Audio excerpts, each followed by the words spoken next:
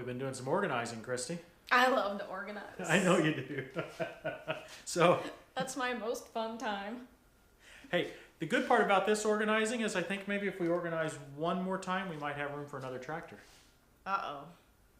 I'm going to have to not do such a good job. I love it when you organize. Help out somebody. Somebody help me.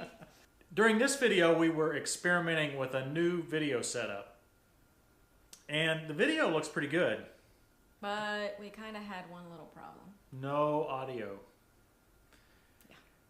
And like most of our projects, you don't get any retakes. No. So we're going to show you this video anyway. I did some voiceover. I think might even be better than what I said the first time, you think? Maybe. I think you got kind of long-winded. This is the result.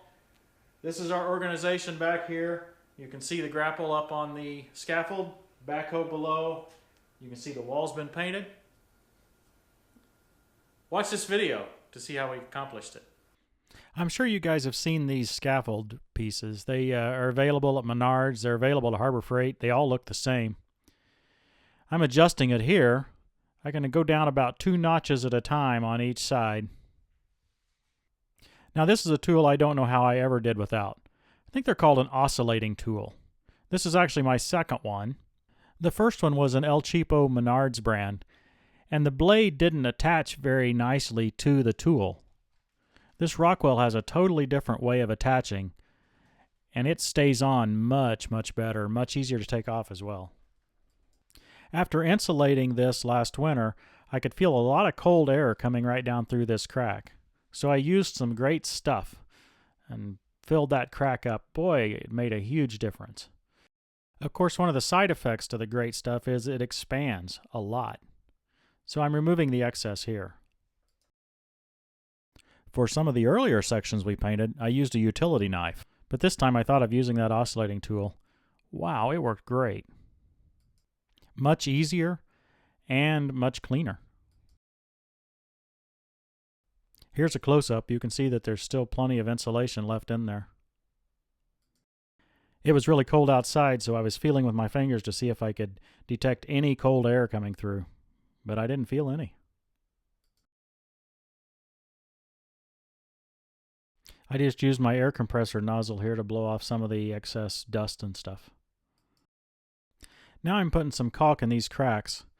I guess this is making up for poor measuring or poor sawing, or maybe just something not being square. In any case, when it comes time to paint, it looks a lot better if you don't see those real dark cracks. It doesn't take much time, and it doesn't cost much, so it's a win-win. I'm threatening Christy with my secret weapon here. This is my big 18-inch paint roller. I love this thing. To paint on this rough OSB, we bought an extra thick roller. The mat is like an inch thick or something like that. So it holds an enormous amount of paint. Even so, it's hard to get paint in all those little cracks and crannies in that OSB. I just had to go over it and over it. Now Christy's working on the trim work. I'm just happy to see her being able to stand after her surgery. If you'll notice, we had put a 1x2 right next to the ceiling. I guess it's a poor man's trim. But it looked pretty good from the ground once it got painted. A couple of big knot holes here Christy was trying to fill in. Again, anything that's shadowy or black really shows up. We find the scaffold much more comfortable to stand on than a ladder. We can position it just the perfect height. If you'll notice, Christy can stand full height under here, yet she doesn't have to stretch to reach the ceiling. It's easy to assemble. And when disassembled, it fits in a pretty small space. One financial tip, Menards almost always has them on sale on Black Friday for a steep discount. I want to show you this door to our treehouse. Catrill and I call it the treehouse. I want to show you how it's made. On the back side here, I put this 1x2, and it sits right there where I was pointing. Before I put it up there, I want to show you our lights. We've got 2 lights, one above and one below, both on the same switch. Now the door slides right up into a little groove I made at the top, and then I can just let it down, and it rests on that 1x2 inside. Let's take a closer look.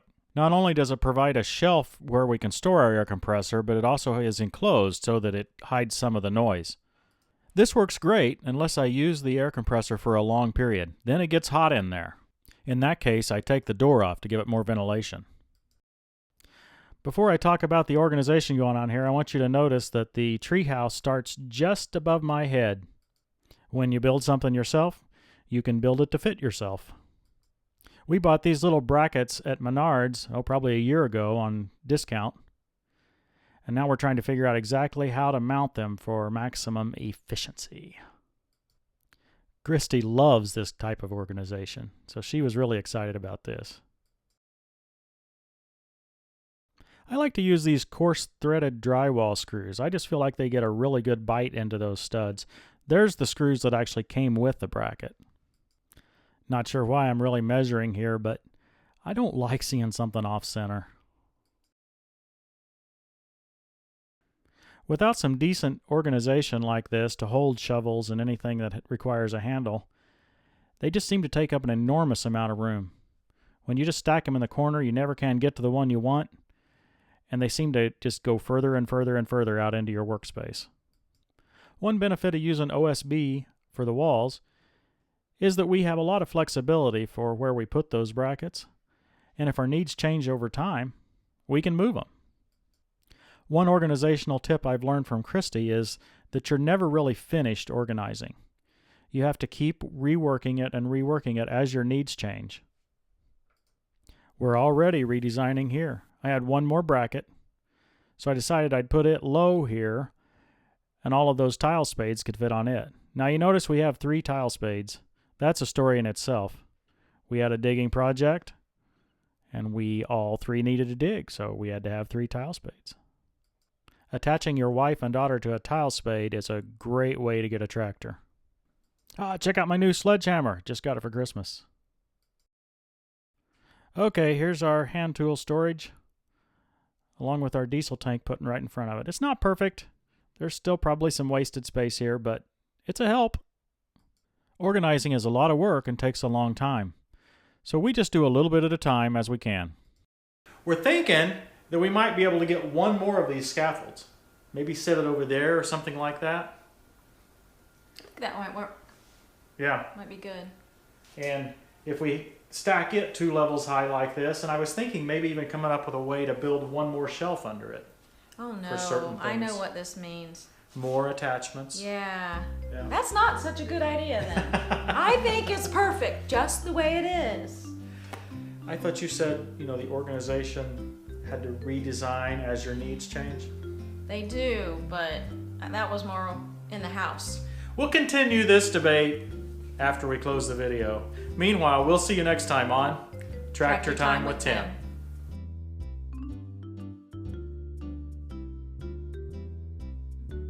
Got a project now. I've got to go in and find a whole bunch more stuff to bring out here that we already own, so it'll take up this space we've created. So you can't get another tractor. Can I delete this video? No.